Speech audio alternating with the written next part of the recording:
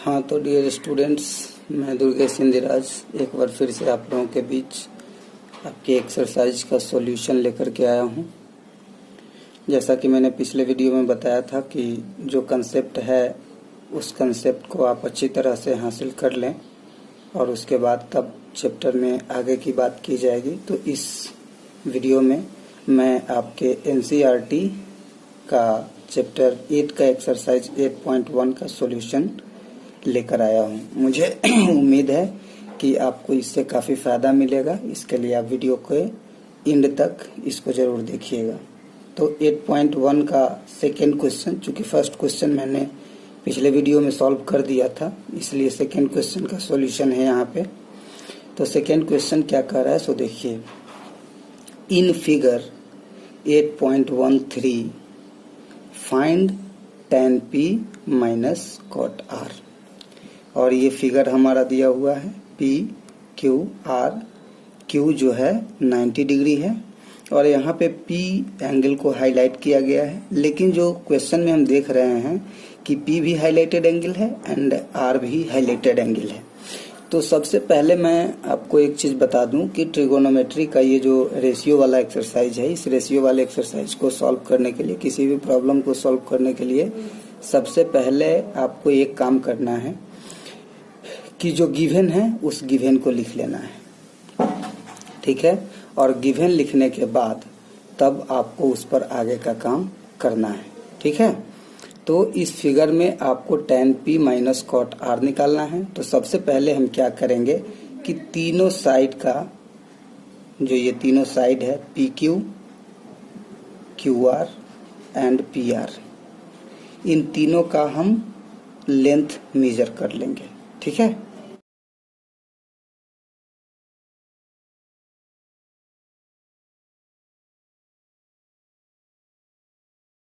तो क्वेश्चन में आपका जो PQ है ये गिवन है। PQ है 12 सेंटीमीटर एंड PR जो है ये भी गिवन है 13 सेंटीमीटर, ठीक है। तो हम क्या करेंगे कि यहाँ पे लिखेंगे गिवन दैट, ठीक है। तो गिवन दैट के बाद गिवन दैट है क्या, गिवन में दिया हुआ है आपको PQ is equal to 12 centimetre, PR is equal to 13 centimetre and QR given नहीं है, QR गिवन नहीं है। तो सबसे पहले हम QR को फाइंड कर लेंगे, ठीक है। तो आप जान रहे हैं कि यहाँ पे PR जो है, PR ये जो साइड है सबसे लॉन्गेस्ट साइड है, पहली बात। दूसरी बात कि आपका कंसेप्ट है, आप ये जान रहे हैं कि राइट एंगल के अपोजिट जो साइड होता है वो H होता है, हाइपोटेनस होता है। तो यहाँ पे हाइपोटेनस है ये। तो जो फॉर्मूला हम लोग जानते हैं पाइथागोरस का, उसके अकॉर्डिंग हम QR यहाँ पे फाइंड करेंगे।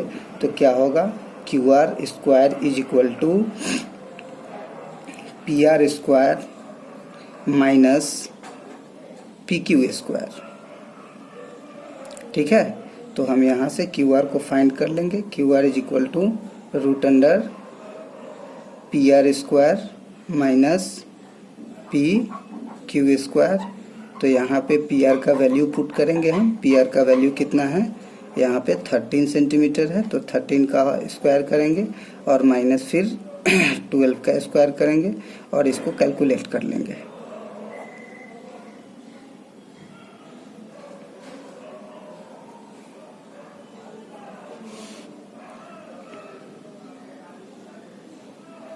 तो देखिए यहाँ पे हमारा QR निकल करके आ गया कितना, 5। QR कितना निकल करके आ गया, 5 सेंटीमीटर। अब हमें इसमें फाइंड करना है क्या, tan P minus cot R, ये फाइंड करना है। नाउ इसको हम ऐसे भी लिख सकते हैं, now tan P minus cot R, या लिख सकते हैं हम लोग now we have to find tan P and QR। तो यहाँ पे tan P का वैल्यू पहले हम निकाल लें। tan p का वैल्यू क्या होगा आप जानते हैं। tan p यानी कि tan थीटा का वैल्यू आप याद कीजिए। tan थीटा का वैल्यू क्या होता है आपको याद होगा p बाई b। और एक और कंसेप्ट आपको याद होगा कि जो हाईलाइटेड एंगल होता है उसका अपोजिट साइड p यानी कि परपेंडिकुलर होता है। ठीक है, तो यहाँ पे tan p लिखा हुआ है। tan p यानी कि हाईलाइटेड एंगल ये हुआ, तो इसका जो अपोजिट साइड है QR ये हो गया हमारा P यानी कि परपेंडिकुलर। तो यहाँ पे लिखेंगे QR बाई B क्या है जो हाईलाइटेड एंगल का एडजेसेंट होता है। तो ये एडजेसेंट एंगल कितना है क्या है एडजेसेंट साइड क्या है PQ है। तो यहाँ पे हम लोग लिख लेंगे PQ यानी कि QR का वैल्यू हमने फाइंड किया है यहाँ पे 5 सेंटीमीटर। तो ये हो जाएगा 5 बाई PQ का वैल्यू यहाँ पे गिवन है। PQ का वैल्यू कितना गिवन है 12। तो ये हमारा tan P का वैल्यू निकल गया। और फिर हम निकालेंगे cot R। तो हम जानते हैं कि cot क्या होता है tan का अपोजिट होता है। तो यहाँ पे हो जाएगा B बाई P। अब यहाँ पे एक और चीज गौर करना है कि cot के साथ R एंगल को हाईलाइट किया गया है। ठीक है ना, तो R एंगल हमारा ये है। ठीक है, और B क्या होता है हाईलाइटेड एंगल का जो एडजेसेंट साइड होता है उसको हम लोग कहते हैं B यानी कि बेस। तो यहाँ पे पिछले tan P में हाईलाइटेड एंगल P था और cot में हाईलाइटेड एंगल R है। तो यहाँ पे बेस के लिए हम R का जो एडजेसेंट साइड है यानी कि QR वही लेंगे। तो क्या हो जाएगा हमारा QR बाई P है। तो P क्या है हमारा P है PQ यानी कि परपेंडिकुलर इसमें PQ हो जाएगा। क्यों? क्योंकि हम लोग जानते हैं कि परपेंडिकुलर कौन होता है हाईलाइटेड एंगल का अपोजिट साइड होता है। तो यहाँ पे हम लोग लिख लेंगे PQ। तो यहाँ भी आ गया हमारा 5 बाई 12। ठीक है, अब यहाँ से हम आगे बढ़ेंगे। यहाँ से आगे बढ़ने के लिए हम लोग क्या करेंगे लिख लेंगे tan P cot R। तो tan P का वैल्यू है 5 बाई 12 माइनस cot R का वैल्यू भी आया 5 बाई 12। तो इसको हम कैंसिल कर देंगे तो हमारा 0 आंसर हो गया। ठीक है, अब एक चीज और आपको हम यहाँ पे सिखाएंगे, एक छोटा सा ट्रिक है, इसको आप गौर करेंगे। शॉर्टली याद करना कि tan साइन कॉस tan का फॉर्मूला क्या होता है। तो आप यहाँ पे देखिए साइन थीटा कॉस थीटा और tan थीटा। ठीक है, तो साइन थीटा का होता है P by H, cos theta का होता है B बाई H और tan थीटा का होता है P बाई B। तो इसको शॉर्टली हम लोग याद कर लेंगे P बाई HB। ये शॉर्ट मेथड है याद करने का। ठीक है, sine cos tan PBP HHB। और अगर कॉसेक सेक और कॉट के लिए हो तो इसको हम लोग पलट देंगे अपोजिट के लिए। रेसिप्रोकल के लिए हम लोग क्या कर देंगे HHB बाई PBP यानी कि ये हो गया कॉसेक, ये हो गया सेक और ये हो गया कॉट। ठीक है, तो इस तरह से हमें क्वेश्चंस को सॉल्व करने में आसानी रहेगी। फॉर्मूला को याद करने के लिए ज़्यादा मेहनत नहीं करना पड़ेगा। तो एक बार आप इस सॉल्यूशन को अच्छे से देख लें। ये है क्वेश्चन नंबर 2।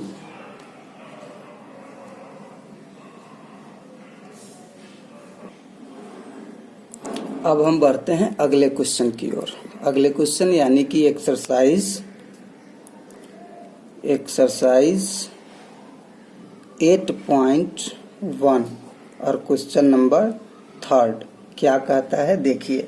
इसमें कह रहा है if sine A is equal to 3/4, sine A is equal to 3/4 then calculate cos A and tan A। तो साइन A का वैल्यू दिया हुआ है और हमें कॉस A और tan A निकालना है। ठीक है ना, तो हम क्या करेंगे कि सबसे पहला काम हम फिगर ड्रॉ कर लेंगे। सबसे पहला काम हम फिगर ड्रॉ कर लेंगे।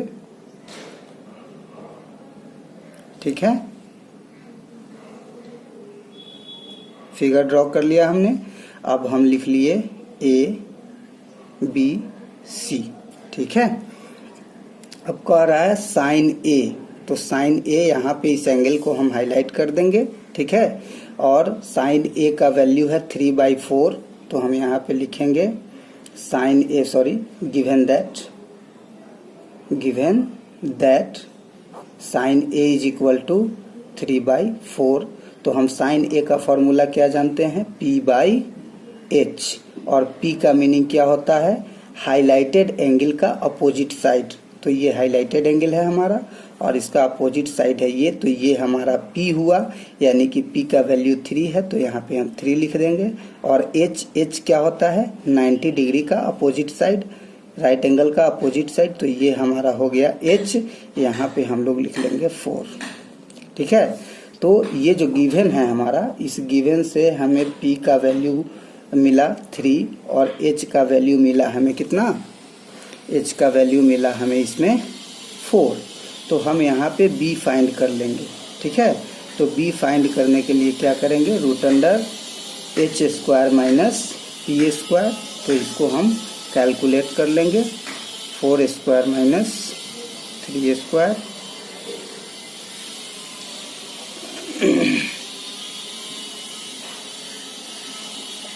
अब ये √7 आ गया, इसको हम इतना ही रखेंगे, इसको ब्रेक करने की ज़रूरत नहीं है, √7 है तो √7 ही हम इसको काउंट करेंगे और इसको √7 ही रखेंगे। अब हमें वैल्यू फाइंड करना है, लिख सकते हैं हम यहाँ, now we have to find नहीं, चूंकि यहाँ कैलकुलेट दे रहा है तो हम लिखेंगे now we have to calculate, ठीक है, क्या, cos A, और cos A is equal to हम फॉर्मूला जानते हैं B/H। तो यहाँ पे हमें निकालने में कोई परेशानी नहीं है, B का वैल्यू है यहाँ पे √7 और बाई H का वैल्यू हमें गिवन है पहले से 4, ठीक है।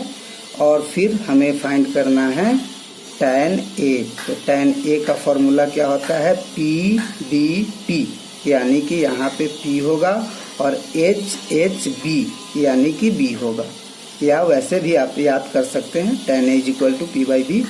तो P का वैल्यू यहाँ हमें पहले से फाइंड है 3 है और B का वैल्यू हमने अभी फाइंड किया है अभी √7। तो ये हो गया हमारा सॉल्व, ठीक है। तो आप इस सॉल्यूशन को एक बार देख लेंगे।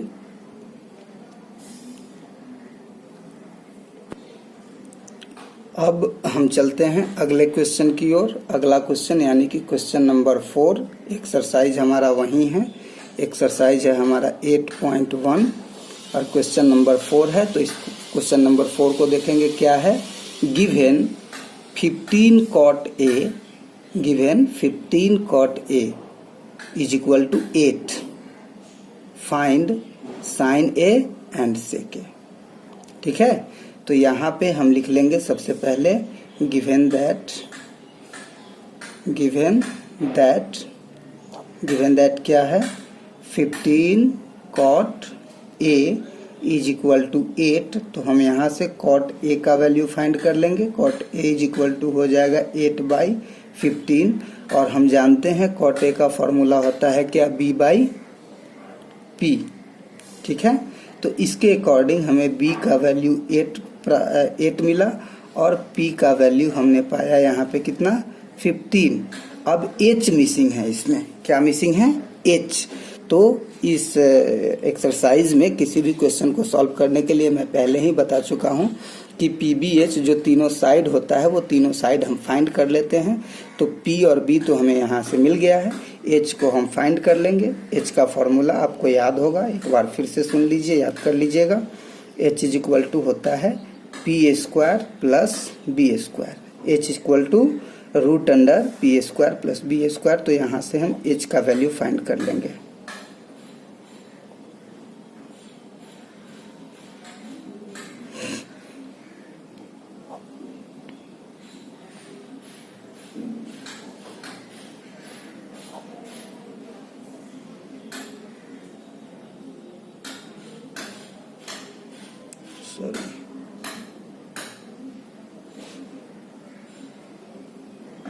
तो हमें एच का वैल्यू यहाँ से मिल गया है कितना 17। अब यहाँ फाइंड है तो लिख लेंगे now we have to find क्या साइन ए। तो sine A is equal to P by H, आपको याद होगा। और p का वैल्यू यहाँ पे कितना है, p का वैल्यू है 15, तो लिखेंगे 15 बाई h का वैल्यू कितना फाइंड किया हमने 17, तो ये हो गया 17। हमारा साइन a का वैल्यू यहाँ पे निकल चुका है। और अब हम निकालेंगे सेक a। तो हम जानते हैं कि सेक a कॉस का अपोजिट होता है, तो इसका हो जाएगा h बाई b। तो h का वैल्यू हमने फाइंड किया है यहाँ पे 17 और p का वैल्यू पहले से गिवन है, b का वैल्यू पहले से गिवन है 8, तो हम यहाँ पे 8 लिख देंगे। और इस तरह से हमारा क्वेश्चन हो गया सॉल्व। ठीक है, तो आप इस सॉल्यूशन को एक बार देख लें।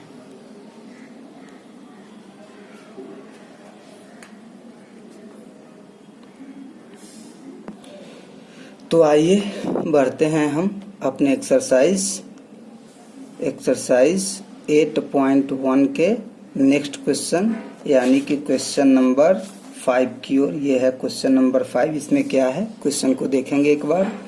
Given sec theta is equal to 13/12, calculate all other trigonometric ratios.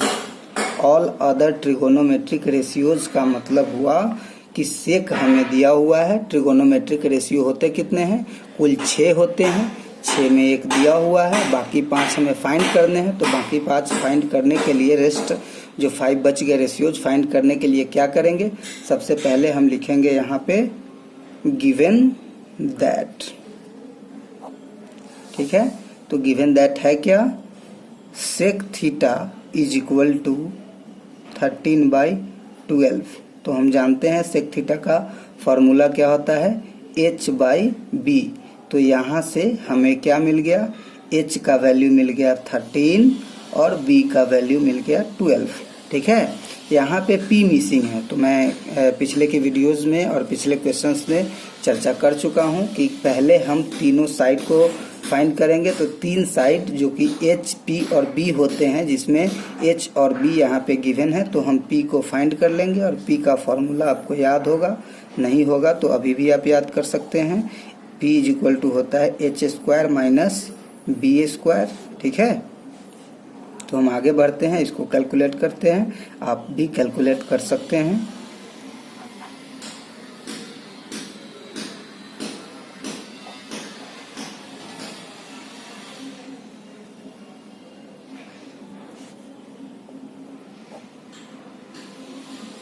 तो यहाँ पे p इक्वल टू हमने फाइंड कर लिया है, p का वैल्यू आ गया 5। अब हमें ऑल ट्रिगोनोमेट्रिक रेशियोज निकालने हैं। तो यानी कि साइन थीटा का वैल्यू क्या होता है, p बाई एच, वैल्यू नहीं sorry formula p by H.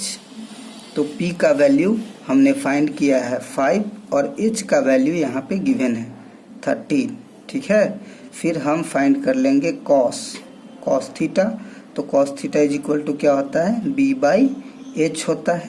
तो b का वैल्यू यहाँ पे गिवन है पहले से 12 और h का वैल्यू भी गिवन है 13। ठीक है, फिर हमें नेक्स्ट ट्रिगोनोमेट्रिक रेशियो यानी कि क्या फाइंड करना है, tan थीटा। तो tan theta is equal to, याद होगा फॉर्मूला p बाई b। तो p का वैल्यू हमने अभी फाइंड किया है 5 और b का वैल्यू पहले से गिवन है यहाँ पे 12। ठीक है, अब 2 और ट्रिगोनोमेट्रिक रेशियो बच गए, क्योंकि सेक का तो दिया हुआ है, तो बच गया क्या, cosec theta is equal to, sine का अपोजिट होता है, तो हम लिख सकते हैं h बाई p, यानी कि h का वैल्यू यहाँ पे गिवन है 13 और p का वैल्यू हमने फाइंड किया है 5।